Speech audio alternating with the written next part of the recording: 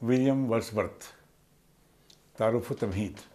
ورڈسورتھ بنیادی طور پر شاعر تھا اور وہ شاعری کے لیے ہی پیدا ہوا تھا۔ وہ نقاد نہیں تھا اور نہ طبیعت اور میلان کے لحاظ سے وہ نقاد بن سکتا تھا۔ ایک نقاد کو جس طرح کتابوں کا کیڑا بننا پڑتا ہے اور ذہانت کی جلاکاری کرنی پڑتی ہے، ورڈسورتھ جیسے فطرت کے پرستار کی فطرت کے منافی تھا۔ فطرت ہی اس کی روحانی مسرت کا سرچشمہ تھی۔ لیریکل بیلٹس بابت 1898 کالج کی 4 اور ورڈسورتھ کی 19 نظموں پر مشتمل مجموعہ تھا۔ اس کا مقدمہ نو کلاسیکی تنقید اور رومانوی تنقید کے مابین ایک واضح حد فاصل قائم کر دیتا ہے۔ ایک طرف روایت و قدامت کے پرستاروں کا جمگھٹا تھا اور دوسری طرف ایک نئے آفتاب کے طلوع کا منظرنامہ تھا۔ لیریکل بیلٹس کے شائع ہوتے ہی اسے قدامت پسندوں کا نشانہ بننا پڑا۔ اس کے مقدمے اور ورڈسورتھ کی 19 نظموں پر خوب لیدے مچی۔ لیریکل بیلٹس کا دوسرا ایڈیشن 1800 میں اور تیسرا ایڈیشن ایک تعلیقے کے ساتھ 1802 میں منظر عام پر آیا۔ 1815 کے ایڈیشن کے مقدمے میں ضمیمے کے طور پر ایک مضمون بھی شامل ہے۔ اس میں ورڈسورتھ نے اپنا نظریہ شعر واضح کیا ہے اور شعری تلفیظ یعنی پوئٹک ڈکشن اور متخیلہ کے موضوع پر بحث کی ہے۔ 1800 عیسوی کے ایڈیشن کے بعد اس نے جا بجا ترمیم اور اضافے بھی کیے۔ یہ بھی کہا جاتا ہے کہ کالج ہی نے سارے تنقیدی نوٹس تیار کیے تھے، جن میں سے کچھ نوٹس ورڈسورتھ نے اپنے مقدمات میں شامل کر لیے تھے۔ سبق کا مقصد: اس سبق میں درج ذیل معلومات حاصل ہوں گی۔ نمبر 1، متخیلہ اور متصورہ کے مابین کس نوعیت کا فرق ہے؟ نمبر 2، ورڈسورتھ کا تصور شعر کیا ہے؟ 3، ورڈسورتھ کے خیال کے مطابق شاعری کا مقصد کیا ہے؟ 4، شعری تلفیظ سے کیا مراد ہے اور ورڈسورتھ کا شعری تلفیظ کا تصور کیا ہے؟ 5، کالج نے ورڈسورتھ کے کن خیالات سے اتفاق نہیں کیا ہے؟ 6، نو کلاسیکی اور رومانوی نقادوں کے شعری تلفیظ کے تصور میں کیا فرق ہے؟ ورڈسورتھ کا زبان اور شعری تلفیظ کا تصور۔ ڈاکٹر جانسن نے شعری تلفیظ کو لفظی تنظیم سے تعبیر کیا ہے۔ شاعر کو گھریلو استعمال میں آنے والے ناشائستہ یا کڑھب الفاظ کو نفیس و مہذب بنا کر استعمال کرنا چاہیے۔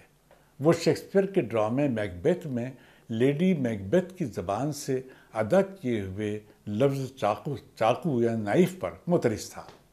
میکبیتھ کہتی ہے، میں چاقو سے بادشاہ کا قتل کر دوں گی۔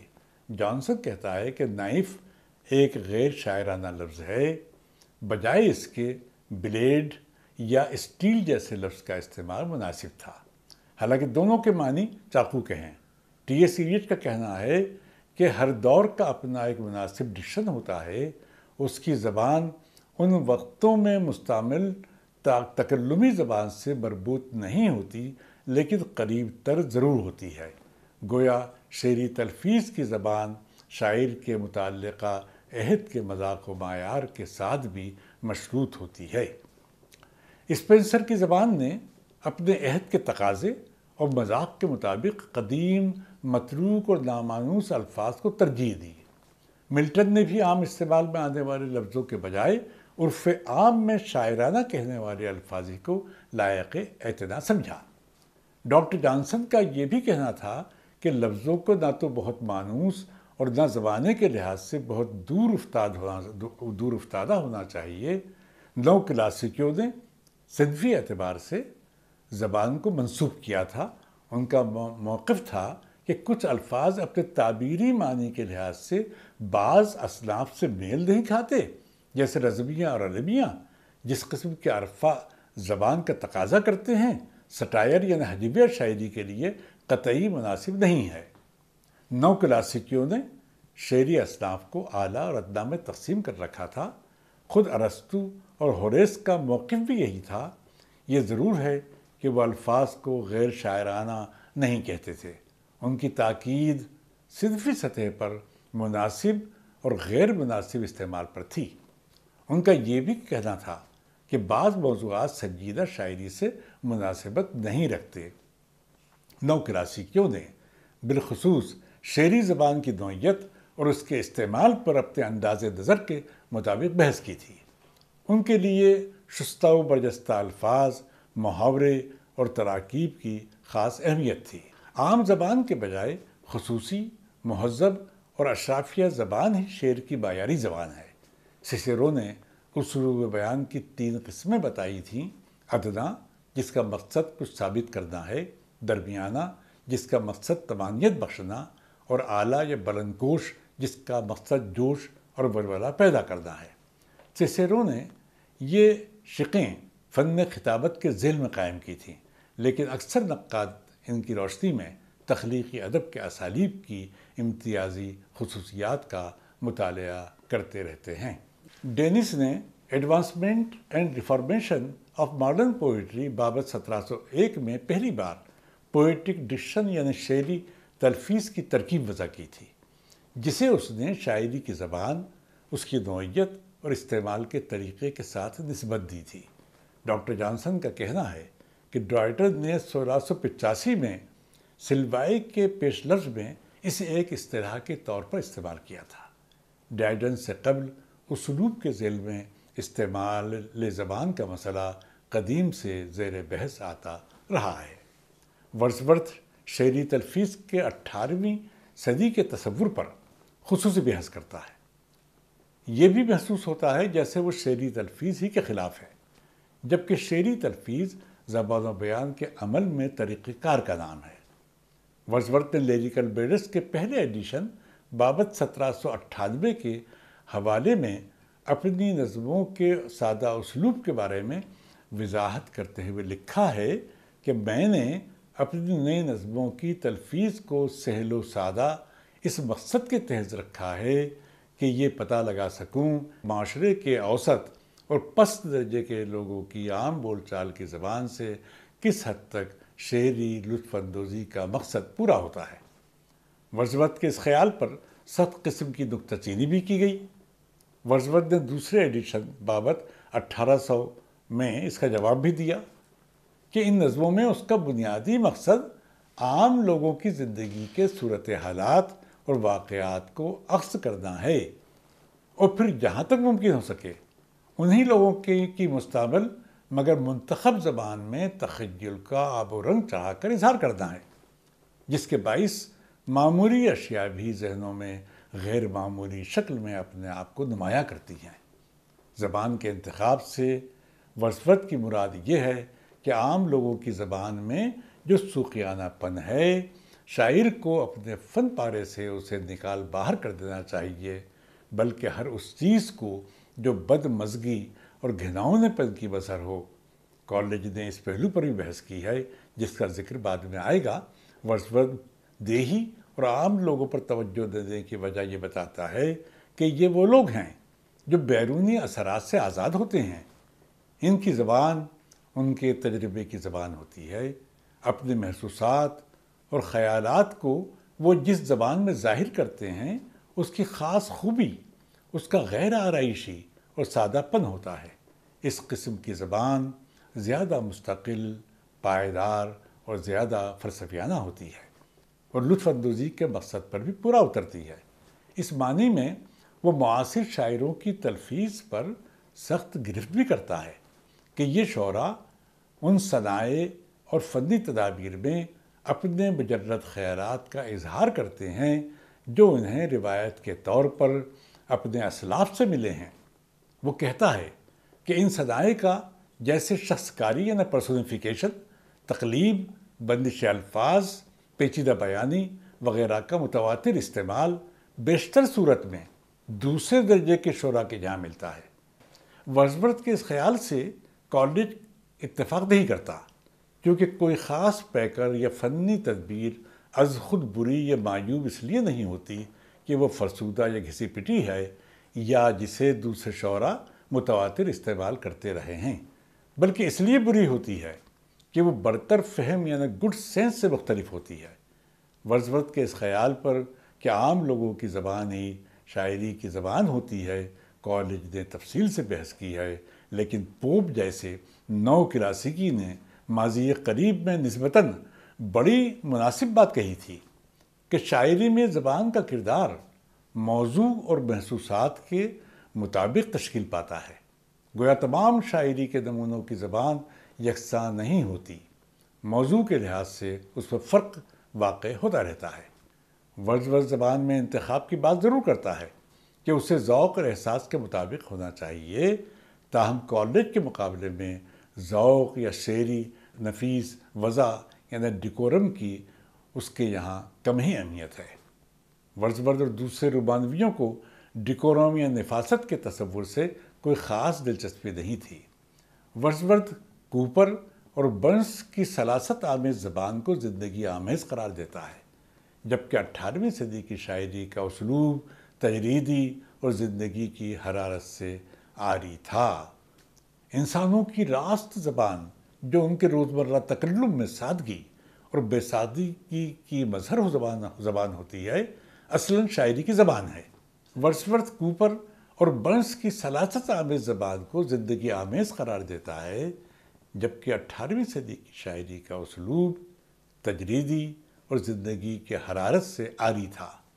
انسانوں کی راست زبان جو ان کے روزمرہ تکلم میں سادگی اور بے ساختگی کی مظہر زبان ہوتی ہے، اصلاً شاعری کی زبان ہے۔ اسپینسر کی زبان ڈکشن کے تصور کو بھی وہ برا اور باطل کہتا ہے۔ نو کلاسیکیوں کے اس تصور کے خلاف کہ شاعری کی زبان کو تہذیب یافتہ طبقے کی زبان ہونا چاہیے، ورڈزورتھ کسانوں اور چرواہوں یا عام آدمی کی تکلمی زبان ہی کو اصلی انسانی تکلمی یا فطری زبان سے تعبیر کرتا ہے۔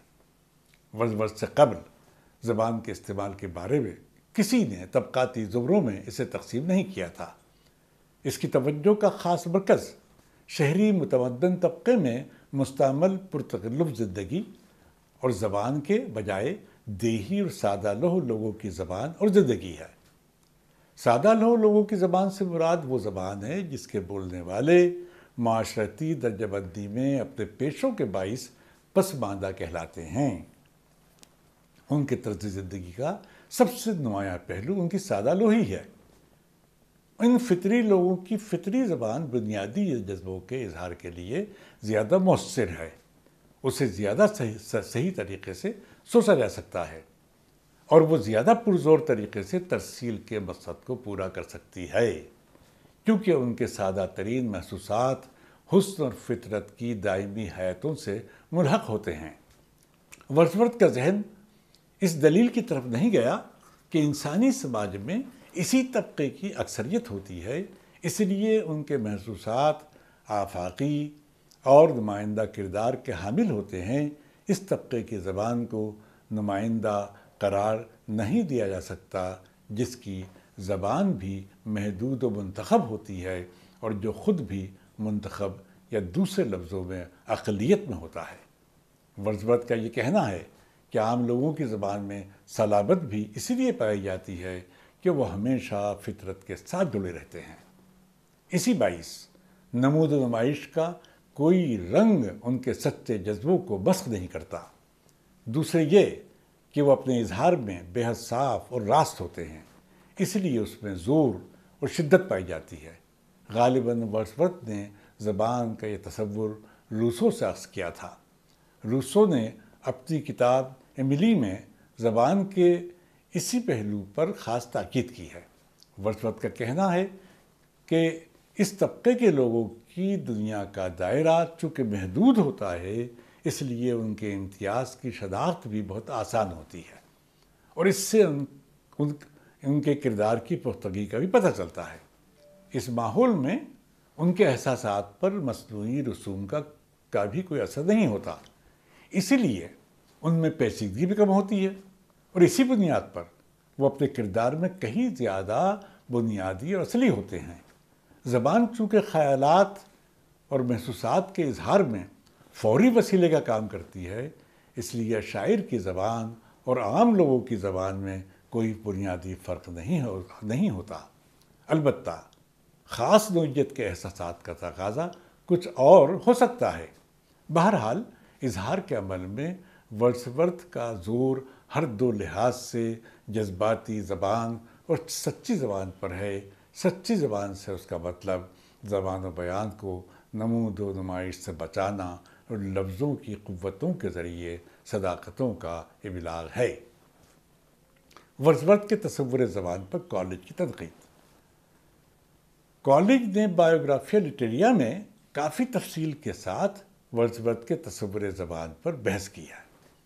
وہ ورڈزورتھ کے اس خیال کو تسلیم کرتا ہے کہ پہلے یعنی اوائل تہذیب کے شعراء اپنے جذبوں میں سچے اور مخلص تھے، جن کے استعارات اور دیگر فنی تدابیر میں بے ساختگی تھی، جبکہ بعد کے شعراء کی جذبات و محسوسات کے اظہار میں استعارات اور دیگر فنی تدابیر کا مقصود ظاہری آرائش و زیبائش ہے۔ کالج کا کہنا ہے کہ ورڈزورتھ نے کچھ زیادہ ہی اپنے زبان کے تصور پر اصرار کرنے کی کوشش کی ہے، کیونکہ اصول کا اطلاق شاعری کے محض چند درجات ہی پر کیا جا سکتا ہے، اور یوں بھی یہ مفید مطلب ہے نہ ضروری اور نہ قابل عمل۔ وہ ورڈزورتھ کے اس خیال سے بھی اتفاق نہیں کرتا کہ عام لوگوں کی زبان ان کے درجے اور پیشہ ورانہ خصوصیات کے باعث سلیس و سادہ ہوتی ہے، بلکہ کالج اس کی یہ وجہ بتاتا ہے کہ وہ پابندیوں سے آزاد ہوتے ہیں اور ان میں تعلیم کی کمی ہوتی ہے۔ ورڈزورتھ کے اس خیال کو بھی وہ تسلیم نہیں کرتا کہ دیہی عوام کی زبان کی خامیوں کو چھانٹ کر جب ان کی تطہیر کر لی جاتی ہے تب وہ شاعری کے لیے موزوں ہو جاتی ہے۔ کالج کا کہنا ہے کہ دیہاتیوں کی زبان سے ناگوار اجزاء کے اخراج کے بعد وہ عملاً دوسرے کسی بھی طبقے کی زبان جیسی ہو جائے گی۔ کالج کا اشارہ ایسی زبان کی طرف ہے جس کی شناخت نفاست، ترفع یا نظم و ضبط سے کی جاتی ہے۔ ظاہر ہے یہ صفات کلاسیکی اور نو کلاسیکی شعراء کی زبان کے مہذب کردار کے ساتھ مشروط ہیں۔ کالج کا یہ بھی ماننا تھا، کالج یہ بھی نہیں مانتا کہ زبان کا وہی حصہ بہتر ہوتا ہے جو ان اشیاء و تاثرات پر مبنی ہوتا ہے جن کا تعلق دیہاتیوں کے مانوس اور روزمرہ تجربے سے ہے۔ کالج کہتا ہے کہ کم تعلیم یافتہ دیہاتی کو اپنے تحصیل کردہ علم سے الفاظ کا بے حد قلیل سا ذخیرہ ہی حاصل ہوتا ہے اور اسے بہت محدود جذبات کے اظہار پر ہی قدرت ہو سکتی ہے۔ زبان کا بہتر حصہ ذہن کے اعمال پر پڑنے والے عکس سے نمو پاتا ہے۔ کالج ورڈزورتھ کے اس تصور کو بھی رد کرتا ہے کہ حقیقی زبان کسانوں اور چرواہوں کی ہوتی ہے۔ پہلی بات تو یہ کہ آدمی کی اپنی منفرد زبان ہوتی ہے اور دیہات بدیہات زبان میں اختلاف پایا جاتا ہے، اور یہ کہ ایک ہی طبقے یا مختلف طبقوں میں بولنے والے کوئی دو فرد کی زبان ایک جیسی نہیں ہوتی۔ شاعری میں استعمال کے لائق بنانے سے پہلے ہر شخص کو زبان کے اضافی اور نامانوس اجزاء کو نکال باہر کرنا پڑتا ہے۔ ایک دیہاتی کا مقصد منتشر حقائق کے ابلاغ اور ان کی تفصیل تک ہی محدود ہوتا ہے، جو بے حد معمولی درجے کے تجربے یا روایتی عقائد پر مبنی ہوتے ہیں، جبکہ ایک تعلیم یافتہ شخص کی کوشش چیزوں کے باہمی رابطوں کی تلاش پر ہوتی ہے یا ان حقائق سے وہ بعض عمومی قوانین کا استنباط کر سکتا ہے۔ شاعری کا مقصد۔ ورڈزورتھ کا کہنا ہے کہ عظیم شعراء لوگوں کے احساسات میں نظم و ضبط پیدا کرتے ہیں، ان میں شائستگی اور استقلال کے موجب ہوتے ہیں۔ ان احساسات کی تلاش ان کا مقصود ہوتا ہے جو نئے ہوں اور لوگوں کے جذبوں کی تربیت کر سکیں۔ اس فطرت سے ان کا رشتہ اٹوٹ ہوتا ہے جو ہمیشہ قائم رہنے والی ہستی ہے اور جو تمام اشیاء کو متحرک کرنے کی اہلیت رکھتی ہے۔ شاعری آدمی فطرت کی تمثال ہے۔ ورڈزورتھ شاعری کی جوش آفرینی اور برانگیخت کرنے کی صلاحیت کو خاص اہمیت دیتا ہے، لیکن وہ اسے لطف اندوزی سے الگ کر کے نہیں دیکھتا اور نہ ہی اخلاق آموزی کے مقصد کو بھولتا ہے۔ ایک دوسری جگہ وہ کہتا ہے شاعری کا خاص مقصد لطف اندوزی ہے جس میں حصول اخلاق جمالیت کی قدر کو کوتاہ کر دیتا ہے۔ اخلاق کچھ تو احساسات کی تطہیر پر مشتمل ہوتا ہے جس پر سچی شاعری اپنا اثر قائم کرتی ہے اور کچھ آدمی فطرت اور انسانی زندگی پر۔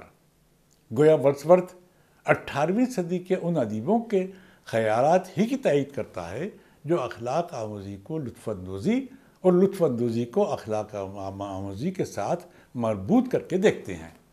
ورڈسورتھ کا کہنا ہے کہ شاعر کے لیے لازمی ہے کہ وہ بنی نوع انسان کو اس معلومات سے فوری مسرت بہم پہنچائے جس کی اس سے توقع کی جاتی ہے۔ ایک قانون داں یا طبیعیات کے ماہر ایک ملاح، ایک نجومی یا ایک فلسفی کے طور پر نہیں بلکہ ایک انسان کے طور پر۔ شاعر دوسرے لوگوں سے زیادہ حساس، یعنی محسوس کرنے کی زبردست قوت رکھتا ہے اور اپنے محسوسات کا اظہار کرتا ہے۔ اس کی جگہ قارئین کے دلوں میں ہوتی ہے۔ اس کے احساسات خالص، متوازن اور ابدی نوعیت کے ہوتے ہیں۔ اس لیے جس طور پر کسی شے نے اس کے اندر جذبے کو ابھارا ہے، اسی طرح اس جذبے کو دوسرے لوگوں میں بھی ابھارا جا سکتا ہے۔ قاری شاعری کی مانند اسی صورتحال میں خود کو اور حتیٰ کہ دوسروں کو محسوس کرتا ہے جیسے کہ وہ پہلے سے زیادہ متحر اور متوازن ہو گئے ہیں۔ تصور شعر۔ ورڈسورتھ کی شاعری اور شاعری کے تصور کو 18ویں صدی کی شاعری کے خلاف بغاوت کا نام دیا جا سکتا ہے۔ 18ویں صدی کی بنیادی شناخت نو کلاسیکیوں کی معقولیت پسندی اور میکانیکی اصول پسندی سے وابستہ تھی۔ تخیل کے بجائے وٹ ہی واحد صلاحیت ہے جو فطرت کی نقل کر سکتی ہے، پوپ کا کہنا ہے، اور اس سے پہلے ڈرائڈن کا بھی یہی کہنا تھا کہ تمام شاعری وٹ ہی کی مرہون منت ہے یا اسے ہونا چاہیے۔ پوپ نے وٹ کا ایک خوبصورت شاعرانہ تصور یہ بھی دیا ہے کہ وہ سماوی نور سے پھوٹنے والی تابانی ہے جو زندگی بخش اور مسرت بخش ہے اور جس کے بغیر شاعری بے لطف و پھیکی اور زندگی کی حرارت و حرکت سے عاری چیز بن کر رہ جاتی ہے۔ پوپ نے وٹ کی جو تعریف کی ہے اس کا اطلاق ایک حد تک تخیل پر بھی کیا جا سکتا ہے، جسے وہ جینیس کی اختراعی اور فطری صلاحیت کے طور پر تو سمجھتا ہے لیکن تخیل نہیں کہتا۔ اس کے نزدیک فطرت بھی پیڑ پودوں، گل بوٹوں کا نام نہیں ہے بلکہ اس کی مراد مہذب انسان کی فطرت سے ہے جو عقل کے ماتحت اصولوں پر کاربند ہوتا ہے۔ نو کلاسیکی اتنے اصول پسند واقع ہوئے تھے کہ جذبے کا ان کے یہاں کوئی گزر ہی نہیں تھا۔ ورڈسورتھ یا رومانیوں کے لیے جذبہ ہی سب کچھ تھا۔ یہی وہ خیالات ہیں جو رومانوی دبستان کی بنیاد بنے۔ ورڈسورتھ نے جذبے اور فطرت کے توسط سے زندگی کی تھا کو سمجھنے اور اسے شاعری میں رچانے بسانے کی مہم کا آغاز کیا تھا جس سے 18ویں صدی کا فن خالی تھا۔ ورڈسورتھ کا فن داخل کو ظاہری تجسیم میں اور ظاہری تجسیم کو داخل میں منتقل کرنے سے عبارت تھا۔ یہ ہر خیال کو خیال محسوس میں بدلنے اور محسوسات کو خیال میں بدلنے سے تعلق رکھتا ہے۔ شعری تخلیق کا بنیادی سرچشمہ ہی انسانی محسوسات ہیں جن کی حیثیت زندگی سے معمور تجربے کی ہے۔ شاعری تصورات کا نہیں جذبے کا اظہار ہے۔ شاعر جو بھی علم و آگاہی حاصل کرتا ہے جذبے کے توسط ہی سے حاصل کرتا ہے۔ اس طرح ورڈسورتھ کی بے ساختگی کا تصور خیال و جذبے کے تال میل کی بنیاد پر استوار ہے۔ ورڈسورتھ کے نزدیک شاعری میں بصارت کے عمل کی خاص اہمیت ہے۔ خارجی دنیا اور اس کی متنوع اشیاء کا مشاہدہ شاعر کی حساسیت پر اثر انداز ہوتا ہے۔ اس کے اندر بعض جذبات و محسوسات کو برانگیخت کرنے کا باعث بنتے ہیں۔ شاعر انہی تاثرات کی شکل میں ذہن کے اندر محفوظ کر لیتا ہے جو خیالات و جذبات کے باہمی تعامل سے بہت کچھ نئی شکل اختیار کر لیتے ہیں۔ اس طرح ورڈسورتھ کا شعری تخلیقی عمل ایک طریقے سے روحانیانے کا عمل ہے۔ خارجی تجربہ داخلی تجربہ بن کر یا داخلی تجربے کی چھلنی سے گزر کر ایک نئی وضع میں ڈھل جاتا ہے۔ جیسے ہی شاعر کو مہلت سکون میسر آتی ہے، شاعر جذبے کو اثر نو خلق کرنے کی صلاحیت سے کام لیتا ہے اور تجربہ یا تاثر جو بنیادی ہے بصورت نظم ایک مثالی حیثیت میں منتقل ہو جاتا ہے۔ ورڈسورتھ کے شعری عملیے یعنی پوئٹک پروسیس کا یہ تصور اس کی بے ساختگی کے تصور کے منافی ہے، لیکن جذبہ یا احساس دونوں اعمال میں قدر مشترک ہے۔ متخیلہ اور متصورہ۔ ورڈسورتھ نے لیریکل بیرڈز کے ایڈیشن بابت 1815 میں متخیلہ اور متصورہ یعنی فینسی پر تفصیل سے بحث کی ہے۔ اس کی نظر میں دونوں اختراعی صلاحیت سے بہرہ مند ہیں۔ کالج کے نزدیک متصورہ یادداشت سے منسوب ہے، وہ متخیلہ کی دو شقیں بتاتا ہے، بنیادی متخیلہ اور ثانوی متخیلہ۔ بنیادی متخیلہ تمام ادراکات انسانی کا سرچشمہ ہے، جبکہ ثانوی متخیلہ تخلیقی اور شعری صلاحیت کے ساتھ مخصوص ہے۔ متصورہ یعنی فینسی مختلف اجزاء کو مربوط و منسلک کرتا اور تلازماتی قوت رکھتا ہے، جبکہ متخیلہ اشیاء کو معروضات میں ترمیم و تبدل کرنے اور انہیں ایک نئی شکل میں وضع کرنے کی قوت سے عبارت ہے۔ ایک کا کام گرد و پیش کے بے معنی حسی تاثرات کو عکس کرنا ہے، تو دوسرا ان تاثرات کو ایک دوسرے میں حل کرتا ہے، انہیں بکھیرتا، تہز تہز کرتا اور پھر ان کی اثر نو تخلیق کرتا ہے۔ اس طرح کالج انسانی متخیلہ کے عمل کو الوہی عمل سے مماثل قرار دیتا ہے۔ ورڈسورتھ اس خیال سے اتفاق نہیں کرتا، کیونکہ ترمیم و تبدل کرنے اور نئی شکل میں وضع کرنے، برانگیخت کرنے اور مجتمع کرنے کی قوت سے نہ صرف متخیلہ بلکہ متصورہ بھی متصف ہے۔ ورڈسورتھ متخیلہ کو ذہن کی اخذ و اکتساب کی صلاحیت اور متصورہ کو اس کا شریک کار کہتا ہے۔ متخیلہ میں تصویر کشی اور متصورہ میں مجتمع کرنے اور تحرک پیدا کرنے کی قوت ہوتی ہے۔ اس طرح متخیلہ ترکیبی صلاحیت ہے جو وحدت کو کثرت اور کثرت کو وحدت میں تبدیل کر کے مختلف نوع اجزاء کو ایک اکائی میں ڈھال دیتا ہے۔ ورڈسورتھ کا یہ بھی کہنا ہے کہ متخیلہ صبر آزما مشاہدے سے متشکل ہوتا ہے اور متصورہ ذہنی منظر کو منتقل کرنے والی رضاکارانہ کارکردگی سے تعلق رکھتا ہے۔ ورڈسورتھ کے تصور کے مطابق جس کے رشتے روحانیت اور وجدان سے جا ملتے ہیں اور جو ایک داخلی انداز نظر ہے، متخیلہ عشق کا درجہ حاصل کر لیتا ہے۔ شاعر کی تخلیقی بصیرت یعنی متخیلہ فطرت کی حسین حیاتوں کو عکس کرتی اور تفکر اور عشق اور عمل استغراق کے اثر کے تحت ذہن سے ایک ایسی مددگار قوت نمودار ہوتی ہے جو خلقی یعنی اوریجنل خوبصورتی کی قلب ماہیت کر دیتی ہے۔ اس معنی میں متخیلہ کا کام فطرت کی تخلیق بھی ہے۔ خارجی گرد و پیش کی دنیا اور ذہن تفکر اور عشق یا روحانی عشق کی راہ سے ایک دوسرے سے فطری پاک بازی کے ساتھ مربوط ہو جاتے ہیں۔ نتیجتاً یہ کہا جا سکتا ہے کہ تخیل کا منصب بنیادی طور پر انسانی جذبات کی رہنمائی میں وجدانی اور ترجمان کار کا ہے۔ اس کے برخلاف کالج کے نزدیک تخیل کا کام فہم و ارادے کے تحت فعال کرنے یا نافذ کرنے اور تخلیق کرنے سے وابستہ ہے۔ دونوں کے تصور میں بنیادی فرق یہ ہے کہ ورڈسورتھ گرد و پیش کی دنیا اور انسانی جذباتی فطرت کے مابین گہرے رشتے کو وقیتر سمجھتا ہے، اور کالج کے نزدیک انسانی ذہن مجرد طریقے سے عمل آور ہوتا ہے۔